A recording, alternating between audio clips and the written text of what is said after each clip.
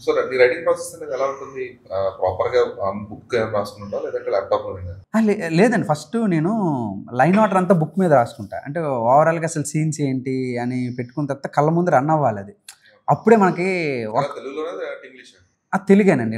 నాకు టింగ్లీష్‌లు ఎక్కువ నాకెందుకో. నాకు తెలుగుని తెలుగులో చదివితేనే నాకు అనిపిస్తుంటది. లేదు, ఈ మధ్య అందరూ ఇంగ్లీష్‌లో టింగ్లీష్‌లో అదే మనం అలవాటు పడాల్సి వస్తుంది తప్పట్లేదు. తర్వాత ఫస్ట్ ఆఫ్ ఆల్ చదివితే ఫీలే రాదు. అసలు ఫీలే రాదు అసల. లిటరల్లీ ఫీల్ రాదు. ఈవెన్ నేను ఇక్కడ మన దగ్గర తమిళలో ఇక్కడ చేస్తున్నప్పుడు కూడా నాకు ఇంగ్లీష్ అడిగితే నాకు కోపం వచ్చేది. నాకు తెలుగు నేర్చుకోండి ఫస్ట్, నువ్వు తెలుగు ఇండస్ట్రీలో ఉన్నావు, తెలుగు నేర్చుకోవచ్చు కదా అని అనిపించేది నాకు. నేను చెప్తే నీకు ఇంగ్లీష్ లేదు నేను రాయను అనేవాడిని నేను. చాలామంది నాకు అడిగేవారు. ఈవెన్ ఇక్కడ మన ఓపెన్ ఇక్కడ మన హెడ్స్ కూడా నాకు ఇంగ్లీష్లో పంపించానంటే, ఇంగ్లీష్ నీకు చదవడం రాకపోతే అది నీ ప్రాబ్లం. నువ్వు తెలుగు కంటెంట్ చేస్తున్నప్పుడు తెలుగే నేను పంపిస్తా అనే నేను ఆర్గ్యూ చేసిన రోజులు కూడా ఉన్నాయి నాకు. చాలా మంచిది. ఎందుకంటే చెప్పినట్టు ఫీల్ రాదు ఫస్ట్ ఆఫ్ ఆల్.